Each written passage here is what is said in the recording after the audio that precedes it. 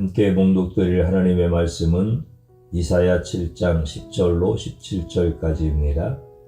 여호와께서 또 아하스에게 말씀하여 이르되 너는 내 하나님 여호와께 한 징조를 구하래. 깊은 데에서든지 높은 데에서든지 구하라 하시니 아하스가 이르되 나는 구하지 아니하겠나이다. 나는 여호와를 시험하지 아니하겠나이다 한지라. 이사야가 이르되 다윗의 집이여 원하건대 들을지어다. 너희가 사람을 괴롭히고서 그것을 작은 일로 여겨 또 나의 하나님을 괴롭히려 하느냐. 그러므로 주께서 친히 징조를 너희에게 주실 것이라. 보라, 처녀가 잉태하여 아들을 낳을 것이요 그의 이름을 임마누엘이라 하리라. 그가 악을 버리며 선을 택할 줄 알 때가 되면 엉긴 젖과 꿀을 먹을 것이라. 대저 이 아이가 악을 버리며 선을 택할 줄 알기 전에 네가 미워하는 두 왕의 땅이 황폐하게 되리라. 여호와께서 에브라임이 유다를 떠날 때부터 당하여 보지 못한 날을 너와 네 백성과 네 아비 집에 임하게 하시리니 곧 아수르 왕이 오는 날이니라. 아멘. 우리 주님께서 여러분들과 함께 하시며 여러분들의 모든 삶을 치유하시고 온전히 회복시켜 주시는 줄로 믿습니다. 좋으신 하나님 아버지는 여러분들이 어느 곳에서 예배를 드리든지 그 시간과 장소를 구별하여 하나님께서 먼저 그곳에 계시며 여러분들을 환영하고 환대하여 주십니다. 좋으신 우리 하나님 아버지께서 우리에게 예수님을 보내주셨습니다. 그 예수님의 오심은 곧 하나님이 우리와 함께 하시는 임마누엘입니다.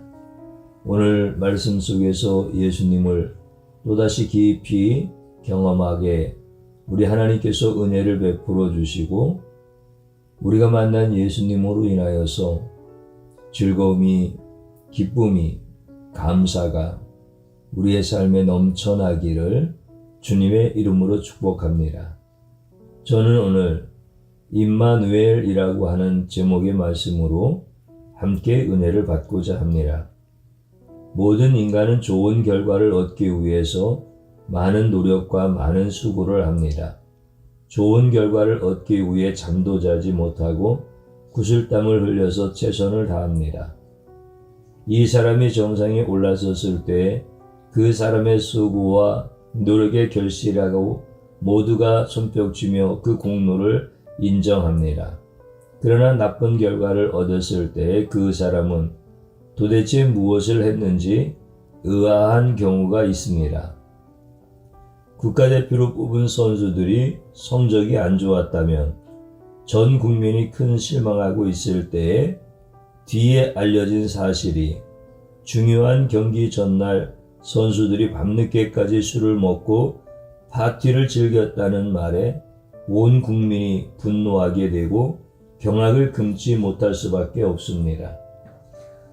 사람은 매사에 최선을 다해서 좋은 결과를 얻어야 하지만 때때로 결과가 나쁘더라도 그 사람이 최선을 다했다면 오히려 그 사람을 이해하고 그 사람을 품어주는 것이 사람들의 마음입니다. 인생은 사람의 뜻대로 다 되지 않기 때문에 노력만 하고 열심히 했다면 다 이해할 수 있지만 그러나 만약 어떤 사람이 노력도 안 하고 최선도 안 하고 나쁜 결과를 얻었다면 주변으로부터 이해도 받을 수 없고 동정도 받을 수 없고 칼날보다 더 예리한 비난으로 온몸과 마음이 난도질을 당해야 합니다. 그래서 사람들은 이 일의 결과가 엉망인 경우에 가장 많이 하는 말이 최선을 다했지만 이루지 못했다는 말을 합니다. 최선을 다했지만 하늘이 돕지 않았다고 말합니다. 인생에 어떤 결과가 나타나든지 그 사람의 마음 자세와 과정을 중요시 여기기 때문입니다. 인간은 결과만큼 과정도 중요시 여기고 인간은 결과만큼 노력이나 최선을 요구합니다. 이것이 인간의 본성이고 이것이 인생을 사는 자들의 마음입니다. 오늘 본문에서 선지자 이사야는 유다 왕 아하스에게 북이스라엘 왕 베가와 아람 왕 르신이 연합으로 유다 왕 아하스의 수도 예루살렘을 공격하지만 실패할 것이라고 예언하면서 그 예언이 성취될 징조를 어떤 것이든 구하라고 말합니다. 그러나 아하스는 본래 하나님을 믿지 않는 자이고 바알을 섬기고 바알의 우상을 만들고 바알에게 아들을 산제물로 불태워 바치던 자가 바로 아하스 왕입니다. 그런 아하스 왕이 이사야 선지자의 말을 믿고 어떤 징조를 구하겠는가? 그런데 아하스 왕이 예언이 이루어질 어떤 징조도 구하지 않는데 이사야는 예루살렘이 멸망당하지 않는 그 징조를 메시아를 보내준다고 밝히 말하고 있습니다. 그러므로 주께서 친히 징조를 너희에게 주실 것이라. 보라, 처녀가 잉태하여 아들을 낳을 것이요 그의 이름을 임마누엘이라 하리라. 아하스는 하나님을 믿지 않습니다. 북이스라엘만 하나님을 믿지 않는 것이 아니라 남유다도 하나님을 믿지 않았습니다. 결국 예수님이 오실 때에 북이스라엘도 남유다도 죄악으로 다 망한 상태에서 노마에게 정복당할 때에 예수님은 오십니다. 이 땅에 내려오는 임마누엘은 큰 죄악으로 모든 것이 다 무너진 더러운 세상에 내려오십니다. 그리스도는 하나님이 인간의 모습으로 이 땅을 구원하고자 내려오는 가장 큰 은혜입니다. 그런데 그 예언을 들은 자는 역대 수많은 유다 왕 중에 하나님을 전혀 믿지 않고 바알을 섬겼던 유다의 아하스 왕입니다. 가장 더럽고 추악한 아하스 왕에게 임마누엘이 이 땅에 내려온다고 예언의 말씀을 해주십니다.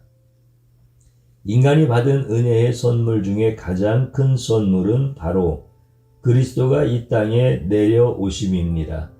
메시아가 이 땅에 내려온다는 가장 크고 가장 은혜로운 예언을 어떻게 가장 하나님을 믿지 않고 가장 크게 바알을 섬기던 아하스 왕에게 예언을 해 주십니까?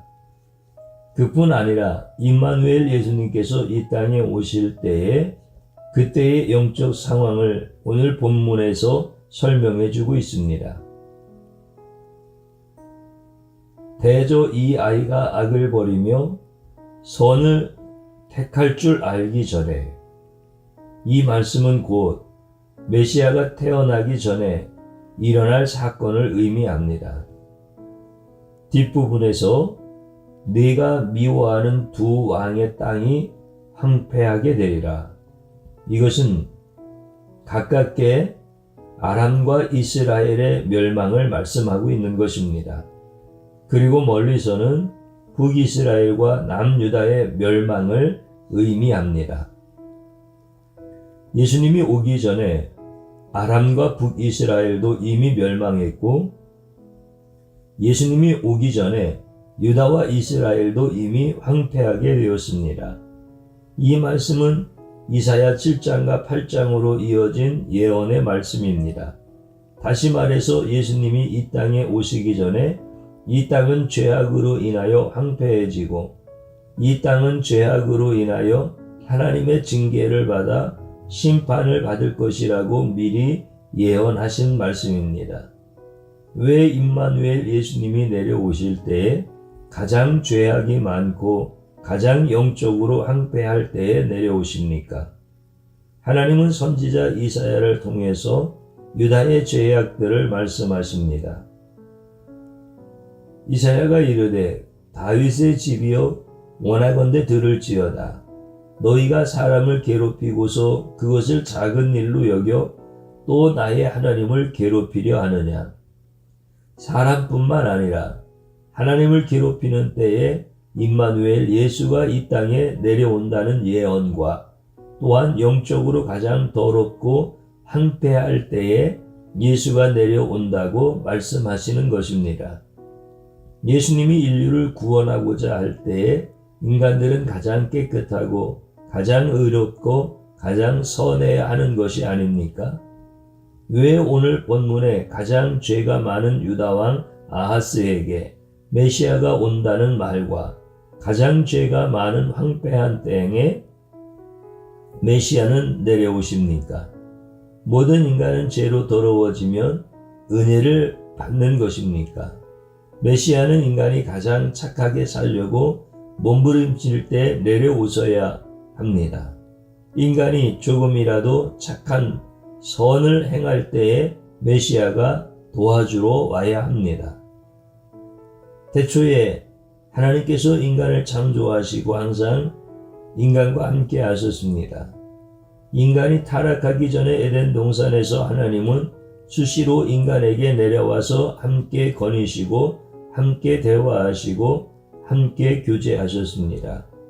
에덴 동산은 인간이 영원히 살 수 있도록 만들어진 완벽한 인간의 집이었습니다. 그 에덴 동산에서 사람은 죄악이 없었기 때문에 선한 하나님과 수시로 만나 수시로 교제했습니다. 인간은 죄악이 없었던 시절에 에덴 동산에서 인간은 선했고 하나님과 꺼리낌 없이 영원히 함께할 수 있었습니다. 그런데 인간이 하나님처럼 되고자 욕심이 들어오고 죄악은 민물처럼 인간의 영혼과 몸을 다 감싸게 되고 인간은 악하고 더러운 죄악에 오염되면서 선하신 하나님은 더 이상 죄인된 인간과 함께 거할 수 없게 되었습니다. 하나님과 인간은 완전히 분리되고 인간은 죄악 가운데 하나님께서 가장 아름답고 복되게 만드신 에덴 동산에서 쫓겨나서 세상에서 마음껏 죄악을 짓고 사람들을 괴롭히는 재미와 취미에 빠져서 인간 자신도 남을 괴롭히고 또한 인간 자신도 괴롭힘을 당하는 악순환 속에서 고통과 슬픔 속에서 하나님과 분리되어 영원히 죽어가는 비참한 존재가 되었습니다. 유다왕 아하스는 하나님을 믿지 않고 하나님을 따르지 않았고 하나님을 믿고 따르면 복을 받겠다 생각하였던 자입니다. 북이스라엘 왕도 남유다 왕도 아람 왕들처럼 하나님을 믿지 않고 따르지 않았으며 13절에 다윗의 집이었던 유다왕 아하스도 백성들에게 바알을 믿고 따르라고 백성들을 괴롭혔고 결국 하나님도 괴롭히는 자이고 극악무도한 왕이었습니다. 이런 자에게 왜 선지자 이사야를 통해서 이 땅의 구원자 메시아가 온다는 기쁘고 놀라운 소식을 전해 주었습니까? 왜 예수가 오기 전에 이 땅이 황폐하게 되리라고 말씀하십니까? 임마누엘이신 예수 그리스도가 이 땅에 내려오실 때에 인간이 착하게 살 수 있고 인간이 의롭게 살 수 있었다면 메시아는 인간을 구원하러 내려올 필요가 없습니다. 인간 스스로 죄악으로 타락했다면 인간 스스로 착하고 의롭게 살면서 하늘로 다시 올라오면 됩니다. 그러나 한번 타락한 인간은 인생을 살면 살수록 점점 더 타락하게 되어집니다. 점점 더 교묘하게 죄악을 감쪽같이 감춥니다. 메시아가 이 땅에 오는 시점은 아하스 왕처럼 가장 죄악이 많은 때에 이 땅을 구원하러 오십니다. 이 땅의 죄가 관영하여 도무지 소망이 없고 도무지 희망이 없을 때에 모든 인간들이 다 영혼이 황폐해지고 모든 인간들이 다 멸망을 바라보고 있을 아하스 왕 시절과 같은 때에 메시아는 이 땅의 구원자로 오십니다. 오늘 본문 15절에 엉긴 젖과 꿀은 심판 때에 먹게 되는 음식입니다. 메시아는 하나님의 진노가 죄인들에게 임박할 때 내려오십니다. 13절의 괴로움을 사람에게 입히고 오히려 작은 일로 여겨 또 나의 하나님을 괴롭히려 하느냐라고 할 때 영적으로 비참하고 영적으로 죽었을 때에 아하스처럼 하나님을 대적하고 하나님을 외면할 때에 그때의 14절처럼 보라 처녀가 잉태하여 아들을 낳을 것이요 그의 이름을 임마누엘이라 하리라. 예수님은 더러워진 인간과 함께 하기 위해서 예수님은 죄악에 극도로 무성해질 때에 그 인간을 위해서 이 땅에 내려오십니다. 이것을 보여주기 위해서 하나님을 믿지 않았던 아하스 왕에게 메시아가 이 땅에 내려올 것을 예언으로 선포했습니다. 인간이 도무지 믿지 않을 때에 영적 황무한 시기에 예수님은 이 땅에 내려오십니다. 절대로 영적으로 각성하던 시절에 예수님은 내려오지 않았습니다. 모두가 하나님을 믿었던 시절에 메시아는 이 땅에 내려오지 않습니다.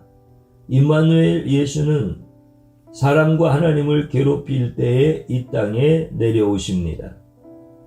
인간은 누군가를 도와줄 때에 도움받을 자격이 있는 자를 도와줍니다. 그러나 예수님은 인간이 아닙니다. 예수님은 하나님이십니다. 임마누엘이란 착한 인간이 악한 인간과 함께 거한다는 그런 하찮은 뜻이 아닙니다. 임마누엘이란 선하신 하나님이 악한 인간과 함께 거하신다는 뜻입니다. 임마누엘의 하나님은 에덴 동산에서 칭하던 하나님이 아닙니다. 임마누엘이란 단어는 가장 죄 많은 아하스 왕에게 처음 사용되어집니다. 인간이 타락한 후에 하나님은 인간과 함께 거하시기 위해서 임마누엘이란 표현을 사용하십니다. 하나님은 인간이 가장 더럽고 가장 추악할 때에도 함께 거할 수 있는 전능한 분이고 유일한 분입니다. 어떤 인간도 가장 악한 모습을 하고 있는 인간 곁에는 아무도 함께 있으려 하지 않습니다. 부모라고 할지라도 폐류나하고 함께 있는 것이 겁나고 싫은데 하물며 어떤 인간이 가장 악한 자들과 함께 거하려고 합니까? 아무도 없습니다. 그러나 예수님은 그런 악한 자들과 함께 거할 수 있고 함께 계실 수 있는 신적 감정과 신적 의지를 갖고 있는 유일한 분입니다. 예수님의 신성은 인간의 마음과 본성으로 이해할 수 없습니다. 만약 신적 권능이 인간에게 있다면 모조리 악한 인간을 순식간에 다 죽입니다. 그러나 예수님의 신성은 더럽고 추악한 인간과 함께 계실 수 있는 신적 특성과 능력을 갖고 있습니다. 예수님은 이런 신적인 권세를 갖고 가장 악한 피조물인 인간 속에 홀로 들어오셨습니다. 인간의 이성과 논리와 감성으로는 도무지 이해할 수 없는 신적 영역입니다. 예수님이 인간들에게 대접받으려면 아브라함 때에, 모세 때에, 다윗 때에 이 땅에 내려오시면 악한 세상이지만 조금은 대접받을 수 있습니다. 그러나 예수님은 아하스 왕처럼 하나님을 버리고 하나님을 배신한 때에 가장 악한 때에 이 땅에 내려오십니다. 아하스 왕에게 11절과 12절에 큰 징조를 구하라고 해도 단호하게 거절합니다. 이런 아하스와 같이 완악한 자들이 예루살렘에 가득해서 예수를 십자가에서 능히 죽일 수 있는 자들로 가득 찬 도시에 예수님은 내려와서 처참하게 죽임을 당합니다. 예수님은 인간과 함께 거하기 원하지만 인간은 예수님을 살려두기를 원하지 않았고 메시아라고 예수님의 밝혔음에도 타락한 인간은 철저하게 죽여서 강도 중에 하나로 십자가에서 비참하게 만들었습니다. 예수님은 바알 제사장에게 죽임을 당한 것이 아니라 하나님을 섬긴다는 목사 중에 목사인 대제사장에게 정죄받고 죽임을 당합니다. 이것이 타락한 인간에게 내려온 예수님의 대가였습니다. 예수님이 태어날 때 동방박사들은 별을 보고 찾아와서 예수가 이 땅에 내려오신 곳을 간절히 찾아다녔습니다. 헤롯 왕도 예수님을 찾았습니다. 마태복음 2장 7절에 보면 이에 헤롯이 가만히 백사들을 불러 별이 나타난 때를 자세히 묻고 베들레헴으로 보내며 이르되 가서 아기에 대하여 자세히 알아보고 찾거든 내게 고하여 나도 가서 그에게 경배하게 하라. 7절에 예수님을 가리키는 별에 대해서 자세히 물었습니다. 8절에 헤롯 왕이 예수님을 찾는 이유는 경배하기 위함이라고 말합니다. 그러나 아무도 이 말을 믿지 않습니다. 헤롯 왕이 예수님을 찾은 이유는 죽이기 위함입니다. 헤롯은 태연하게 거짓말을 했습니다. 헤롯 왕의 말은 아하스 왕의 말처럼 멋있게 포장되어 있는 말이지만 실상은 예수를 죽이기 위함입니다. 예수를 죽이기 위해서 찾고 있지만 경배하기 위해서 찾고 있다고 악한 말로 동방박사들을 속였습니다.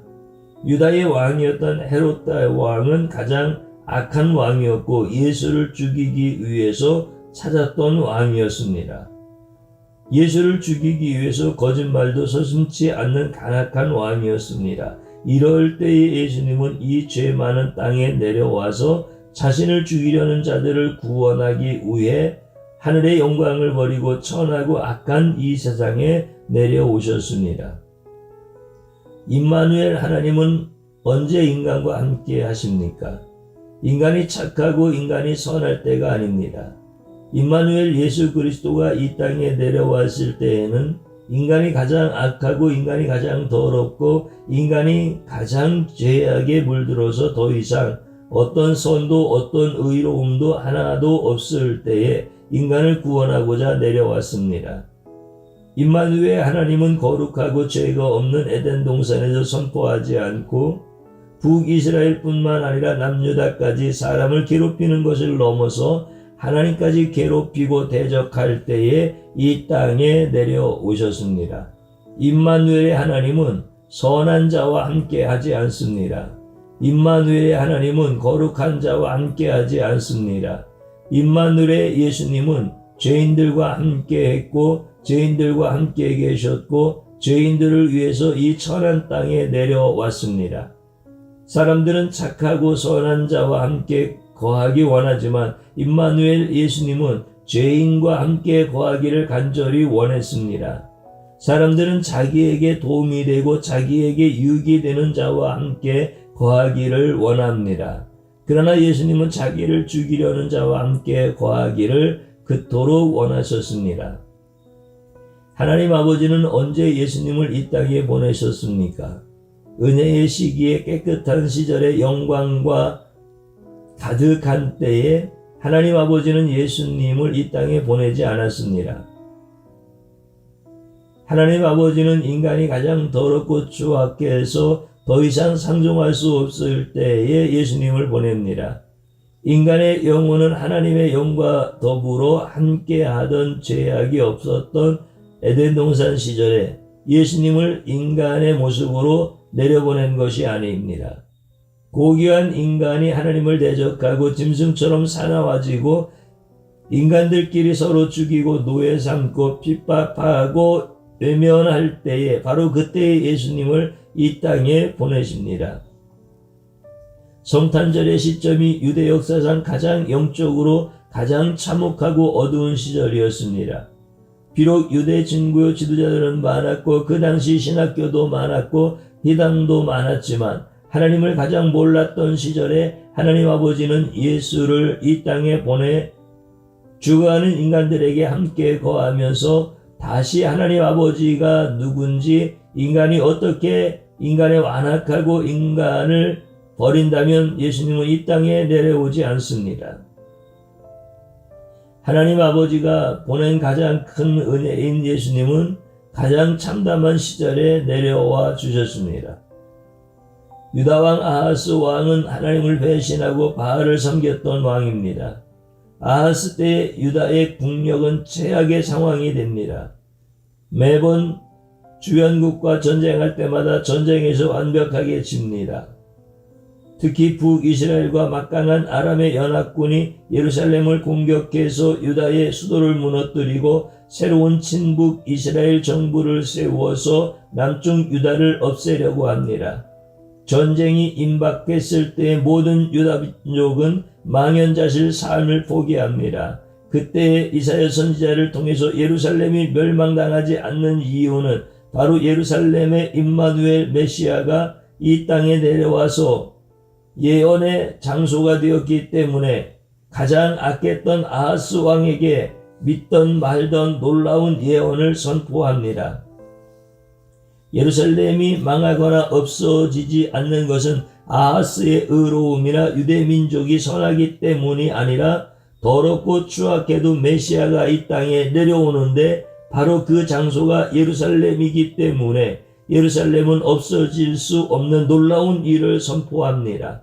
북이스라엘과 아람연합군은 남유다를 완전히 시도해서 없애려고 했지만 오히려 남유다를 공격한 북이스라엘은 완전히 망해서 역사에서 다시는 나라를 일으키지 못한다고 예언하고 아람 왕도 결국 망해서 그 가문은 영원히 없어질 것을 예언으로 선포합니다. 예루살렘 거민들이 잘나고 의로워서 예루살렘이 망하지 않는 것이 아니라 임마누엘 때문에 망할 수 없고 임마누엘 때문에 예수가 오기까지 예루살렘은 사라지지 않습니다. 남유다의 수도 예루살렘의 존재 의미는 임마누엘 때문입니다. 이스라엘 백성들은 수많은 기적을 보고도 가장 하나님을 대적한 죄질이 매우 나쁜 민족이었지만 그런 악한 민족에게 메시아를 보내주고자 예루살렘을 보전합니다. 결국 예수님이 이 땅에 온 이후에 예루살렘은 AD 70년 로마에 의해서 망하고 허물어지고 수천 년 동안 타 민족이 정복한 것은 그 존재의 이유가 성취되었기 때문입니다. 사람들은 결과가 어떠하든 매사에 최선을 다하기 원합니다. 그래서 사람들이 즐겨하는 말은 하늘은 돕고자 하는 자를 돕는다고 말합니다. 하늘은 스스로 돕는 자를 돕는다. 이런 고사성어는 참으로 많습니다. 하늘은 스스로 애쓰는 자를 버리지 않는다. 사람의 힘으로 할 수 있는 일을 다하고 하늘의 명을 기다린다. 이런 말은 사람이 애써야 하늘도 돕는다는 말입니다. 이것은 세상의 이치이고 세상의 원리이고 세상의 근본적인 철학입니다. 모든 세상은 사람이 하기 나름이다. 다른 말을 모든 사람들은 가장 일반적으로 표현합니다. 그러나 예수님이 이 땅에 내려오신 것은 인간이 애쓰고 노력하고 힘을 다했기 때문에 예수님이 죄 많은 곳에 내려온 것이 아닙니다. 인간이 너무나 애쓰니까 예수님의 하늘에서 감동되어 이 땅에 내려오시는 것이 아닙니다. 인간이 가장 노력하지 않고 가장 악할 때 예수님은 인간을 구원하고자 이 땅에 내려오십니다. 이것이 바로 예수님의 정체성이고 예수님의 은혜입니다. 예수님에게 나오는 자는 힘쓰고 애쓸 필요가 없습니다. 타락한 인간은 아무리 노력해도 깨끗해질 수 없고 의로워질 수 없습니다. 인간은 타락한 후에 인생을 살면 살수록 더 많은 죄를 짓습니다. 그렇기 때문에 누구든지 어떤 죄를 범하든지 예수 앞에 나오면 예수님께서 그 사람 안에 들어가서 그와 함께 거하고 예수님과 영원히 함께 거하며 천국에서 영생을 누리게 됩니다. 예수님이 이 땅에 오신 이유는 인간이 노력해서가 아니라 인간의 노력하지 못하기 때문에 이 땅에 내려오십니다. 크리스마스는 인간이 타락한 후에 점점 더 악해지고 점점 더 더러워지기 때문에 인간을 구원하기 위해서 이 죄악의 땅은 임마누엘 예수님이 오셨습니다. 만약 어떤 인간이라도 죄악의 인간들을 구원하고자 하늘에서 오신 예수님을 거부하면 그 사람은 영원히 자신의 죄악으로 지옥에서 영원한 형벌을 받게 됩니다. 죽기 전에 크리스마스가 영원히 마지막 크리스마스가 되어집니다. 성도가 선하고 착하기 때문에 예수님이 함께 거하시는 것이 절대 아닙니다. 성도가 깨끗하고 착하기 때문에 예수님께서 이 땅에 내려오신 것이 아니라 성도가 타락한 인간으로서 도무지 자신의 의로움을 하나도 없고 날마다 은밀한 생각하는 것과 죄악뿐이고 악한 것뿐이고 남을 괴롭힐 때에 말할 수 없는 쾌감을 느끼는 사악한 인간들이지만 임마누엘 예수님께서 그런 악한 성도에게 친히 내려오셔서 예수님 자신의 거룩한 생명을 나누어주고 자신 깨끗한 의로움을 가득 덮어주고 가득 채워주기 때문에 성도는 아무리 더러워도 성도는 아무리 추해도 이 땅에 오신 예수님으로 인하여 거룩해지고 의롭게 되고 깨끗하게 되어집니다. 하늘에서 눈이 내리면 온 세상이 하얗게 되는 것은 백성이 더러워도 눈은 하얗기 때문에 온 세상은 눈으로도 하얗게 덮이게 되어집니다. 성도가 더러워지고 예수님이 이 땅에 내려오면 예수님은 온통 하얗게 되어집니다. 크리스마스는 임마누엘 예수님께서 자신의 깨끗한 의로움을 부어주고자 내려오신 날입니다. 아무리 더러워진 성도라고 할지라도 하얗게 되는 은혜의 날 바로 크리스마스입니다. 성도는 결국 예수님의 의로움과 예수님의 깨끗함으로 의롭게 되도 깨끗하게 되어집니다. 까맣게 된 인간을 아무리 씻어도 까만 정체성을 바꿀 수가 없습니다. 그러나 하얀 예수님은 인간의 까만 정체성을 유일하게 바꿀 수 있습니다. 크리스마스는 하늘에서 내려온 은혜의 날이고 성도가 변화되는 기가 막힌 기적의 날입니다. 어떤 종교도 예수님의 스스로 노력하지 않았는데 의롭게 되고 거룩하게 되는 종교는 이 세상에서 기독교가 유일합니다. 그렇게 해준 분은 임마누엘 예수가 유일합니다. 유대교, 천주교도 타락하게 된 근본 이유가 인간 스스로 하얗게 되어야 하늘이 돕는다는 교리로 점점 변질되어 예수님의 은혜를 받지 못한 성도란 예수님으로 말미암아 선하고 의롭게 된 자들을 의미합니다. 우리는 내가 의로운가 아니면 내가 악한가, 내 자신이 어떤 존재인가는 매우 중요하다고 생각하면서 오늘날까지 인생을 살았습니다. 아하스 왕처럼 내 인생의 중요한 삶의 전쟁이 벌어질 때에 내 의로움으로 가득 차면 삶의 전쟁에서 이기고 내 더러움으로 가득 차면 삶의 전쟁에서 패한다고 생각합니다. 지금 우리가 맞는 성탄절은 우리가 1년 중에 가장 깨끗하고 더 의로울 때에 성탄절을 맞이합니까? 우리에게 성탄절이란 이 땅에 오신 예수님을 기념하고 그 놀라운 은혜를 찬양하는 시간이 아닙니다. 성탄절은 우리가 먹고 마시고 즐기고 타락하는 시간이 되었습니다. 그렇다면 우리가 가장 더럽고 술에 취하고 예수를 가장 멀리할 때에 성탄절은 왜 매년 반복되어집니까? 작년으로 영원히 끝났어야 했습니다. 더 이상 인간의 타락으로 하나님은 성탄절을 없애야 했습니다. 그러나 하나님 아버지는 올해도 우리 모두에게 세상의 술과 세상의 사람에 취해서 비틀거리고 있을 때에 예수님께서 이 땅에 내려오신 그 은혜를 베풀어 주십니다. 차라리 새해의 성탄절이라면 1년이라도 제대로 살아보려고 정신 차릴 때인데 연말에 세상 사람들과 항상 술에 취해 있을 때 예수님을 기억하는 것조차 부담스럽고 사치로울 때라고 생각하였습니다. 연말에 우리가 거룩하고 우리가 의로워져서 예수님이 이 땅에 오심을 기념하는 것이 아닙니다. 그런데 예수님은 올해도 우리에게 내려오심을 성탄절을 맞이하여 다시 기억하게 해주십니다. 아무도 기억하고 싶지 않는데 예수님은 홀로 이 땅에 오심을 다시 기억해 주십니다. 우리가 아하스 왕처럼 임마누엘을 잊어버리고 우리가 헤롯 왕처럼 예수님께 경배하는 척해도 더럽고 추악한 우리에게 내려와서 함께 해주십니다. 세상의 사람들은 성탄절을 맞이해서 1년 중에 가장 바탕이고 가장 타락한 황폐해진 생활을 합니다. 술과 이성에 비해서 밤새도록 울고 떠드는 것은 자신의 영혼이 황폐해질 때까지 쉬지 않고 돕니다. 이런 악한 자의 시기에 예수님께서 아무리 관심이 없는데 예수님은 하늘의 하느님으로서 모든 권세와 능력을 다 버리고 더럽고 추악한 인간들 사이에 들어와 인간들과 함께 거하면서 가장 나쁜 피조물인 인간을 대신해서 죽었습니다. 이것이 바로 임마누엘 예수님의 정체이고 예수님의 은혜입니다. 인간이 알아주던 말던 예수님은 홀로 자신이 거친 길을 가면서 가장 더러워진 인간들을 구원하고자 올해도 성탄절의 은혜를 여전히 베풀어 주십니다. 이 은혜가 기적의 은혜이고 우리 삶에서 가장 큰 은혜입니다.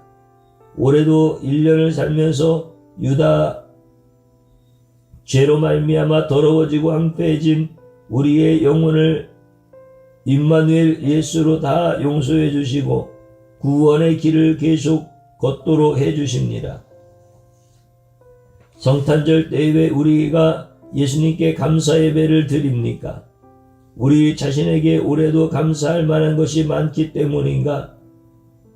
연말에 감사가 넘쳐서 드리는 것이 아닙니다. 올해의 자신의 삶을 감사할 것이 전혀 없는데도 감사할 상황이 전혀 없는데도 나 같은 더럽고 추악한 죄인을 구원하기 위해서 하늘의 모든 영광을 다 버리고 이 땅으로 내려오신 그 임마누엘 예수님께 감사하며 위에서 드리는 것이 바로 성탄절 감사입니다. 이 인생이 황폐해지고 내 인생이 가장 비참해질 때 가장 큰 은혜의 예수님이 오셔서 우리를 죽음과 사망의 권세에서 살려주셨습니다. 예수가 자신의 생명까지 다 주었다면 우리 인생의 모든 것이 다 황폐해져도 다 무너져도 임마누엘 예수 때문에 예루살렘 성이 무너질 수 없는 것처럼 우리의 인생도 예수님 때문에 결코 무너질 수 없고 결코 더러워질 수가 없습니다. 아하스 왕이 선하기 때문에 메시아가 온다는 예언에 선포된 말씀을 붙잡은 것이 아니고 헤롯 왕이 깨끗하기 때문에 임마누엘 예수가 유대 땅에 내려온 것이 아닙니다. 우리가 아하스 왕처럼 악하고 헤롯 왕처럼 간사해도 예수님은 죄인들을 구원하고자 이 땅에 내려오십니다. 연말에 1년의 모든 죄악의 늪을 쌓았을 때 예수님의 하얀 은혜는 우리의 영혼을 다 덮어줍니다. 그래서 성탄절에 이 더러운 땅에 내려오신 예수님을 마음껏 찬양합니다. 제수도 찬양합니다. 사형수도 찬양하고 모든 인간이 예수님이 이 땅에 내려오심을 마음으로 찬양하는 것이 바로 성탄절입니다. 이 성탄절에 우리가 할 수 있는 것은 밝고 하얀 하늘의 보좌를 버리고 어둡고 더러운 땅에 내려오시고 우리에게 오심을 찬양하는 것이 진정한 크리스마스를 주신 하나님께 경배하고 주님을 예배하는 것입니다. 주의 길을 걸을 때에 하늘을 달리하면 전국에서 지옥 같은 이 땅으로 내려오신 임마누엘 예수님께 감사하며 그분에게 상당한 성탄을 부르는 것이 감사의 찬송이라고 하는 고백을 가지고 있습니다. 세상 사는 동안에 망할 수밖에 없고 더러워질 수밖에 지옥에 갈 수밖에 없는 이런 인생들이 반드시 주님과 영원히 사는 예수님의 신부가 되어집니다. 마지막으로 저를 한번 따라서 해보시기 바랍니다. 깨끗해야 예수님을 만날 수 있다고 생각했던 위선의 죄악을 용서하소서. 진실한 마음으로 회개하십시다. 또 한번 따라서 하시기 바랍니다. 더러운 나에게 기뻐하며 오시는 예수님을 나도 기쁨으로 영접합니다. 세상 술에 취해 있는 나를 신는보다 더 이게 하시는 주님을 찬양합니다. 마지막으로 한번 따라서 해보시기 바랍니다. 내 인생 가운데 가장 선하다고 생각할 때는 예수님을 모르고 지옥으로 달려갔으며 내 인생 가운데 가장 악하다고 고백할 때는 예수님을 믿고 천국으로 들어가게 하신다. 아멘. 주님 한번 부르고 기도합니다. 주여 고맙고 감사합니다. 오늘도 예배 중에 우리와 함께 하시는 하나님께서 어느 곳에서 예배를 드렸든지 우리 주님은 기억하셔서 그들에게서 있는 귀한 것을 받으시고 버려야 될 것들을 버리게 하시고 존귀한 자로 세우시기 위하여 연단하시는 주님을 바라봅니다. 주님이시여, 내가 깨끗해야만 예수님이 내게 오시는 줄로 착각했던 이 더러운 죄악을 용서하여 주옵소서. 위선된 죄악을 용서하여 주옵소서. 주님이시여, 내가 더럽기 때문에 나를 찾아오셨던 주님을 이제 나도 주님을 기쁨으로 영접하게 하여 주옵소서.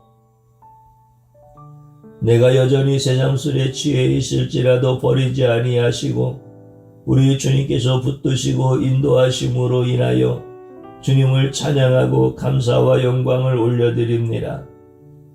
내 인생을 흰눈보다 더이게 씻어 주옵소서. 주님이시여, 이제 예수님을 모르고 지옥으로 달려가는 불행한 인생이 아니라 내가 예수님 앞에 죄인이라고 고백할 때 나를 찾아오셔서 천국으로 이끌어 가시는 우리 예수님을 보게 하여 주옵소서. 주님이시여, 영광 받으시옵소서. 예수님의 이름으로 기도드리옵나이다. 아멘.